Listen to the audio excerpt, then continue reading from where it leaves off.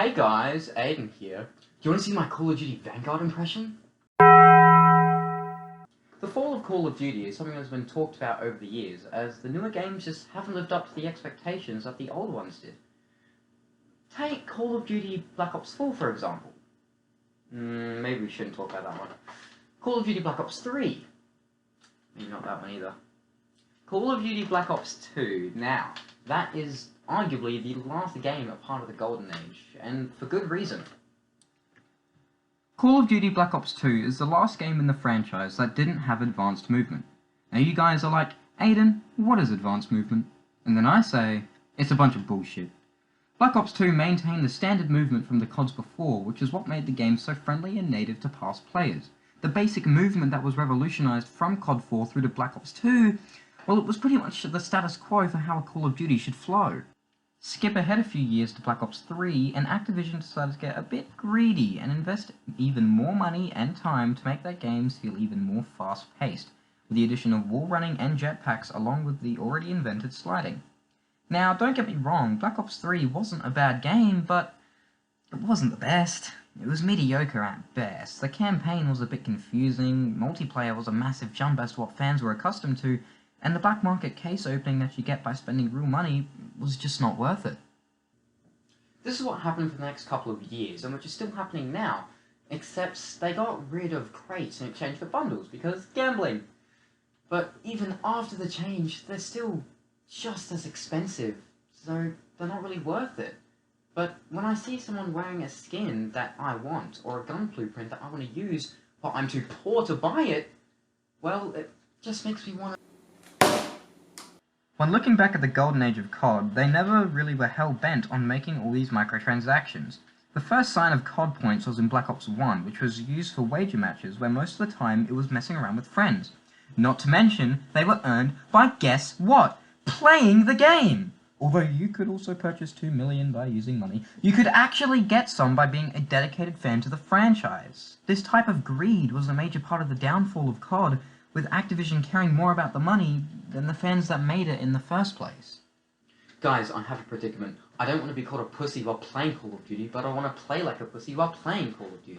Boy, have I got the solution for you! Call of Duty Modern Warfare 2019 is the best game for people like you, with many options available for pussy-like gameplay. We have riot shields, dual Kodachis, stun grenades that last 2 fucking years because fuck you, and map design that would make the normal running gunner want to blow their brains out.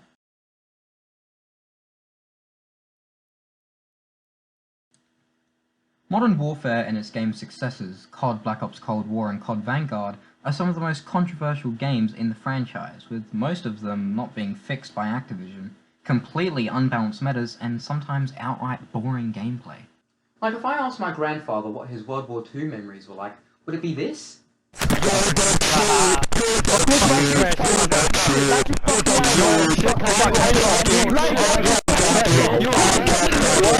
Or would it be this?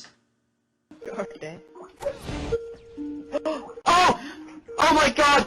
Oh! Oh my fucking god! Oh! Oh! Oh! No! The camera! Money! Money! Oh my god!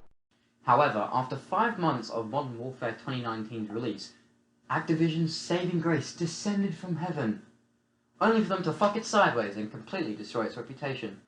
Call of Duty Warzone was released on the 10th of March 2020 for free on PS4, Xbox One, and PC, and boy was it a hit.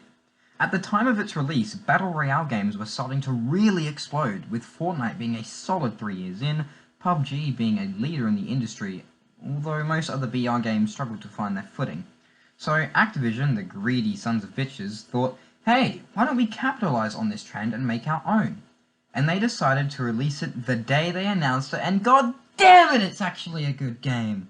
They used the Modern Warfare game engine to make an entire map, good movement, and good guns, with every Modern Warfare gun being included in Warzone.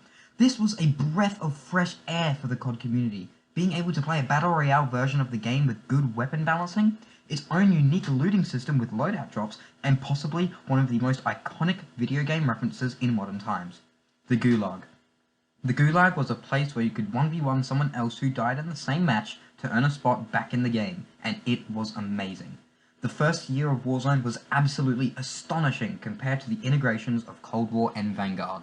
Speaking of this is also where Warzone started to decline, as Activision started to focus more on Warzone rather than the annual releases.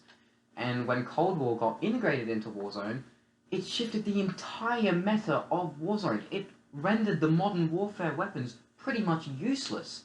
Like, what is the point of using an MP5 when you could use a DMR and instantly 4-tap a fully plated player? Like, look at this shit. I'm up top. He's sniping. Oh, you can see his red dot. Okay. It is. I understand this gun now. What the fuck is that?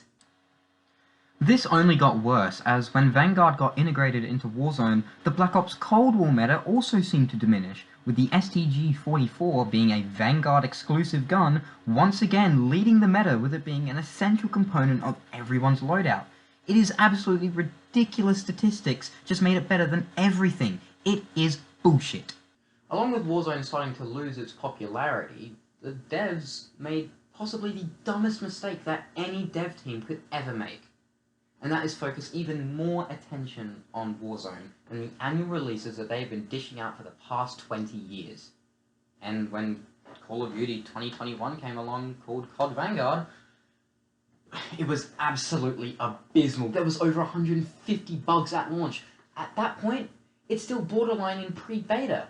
So when you look back at games like COD 4, Modern Warfare 2, and Black Ops 2, you start to realize that Activision lost their focus and lost their original sight on the original games. They fell to the more corporate side of Call of Duty, to the fan side. They've lost their true sight of what they intended with their games, and when you fall to the corporate side, you start to lose that reputation that you built up so well back in your previous years, back in the Golden Age. And that is one of the major factors of what led to the eventual decline of Call of Duty and Warzone as itself. But hey, if Call of Duty Warzone is terrible, at least I can go play Fortnite, right? Then. They're gonna Let's see get him low real two quick.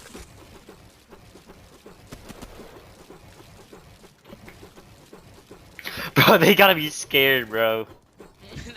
I just saw them fully sprint out. Oh. No!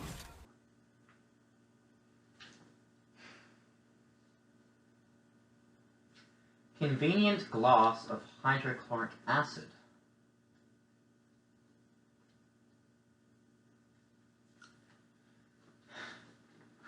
I'll take my chances.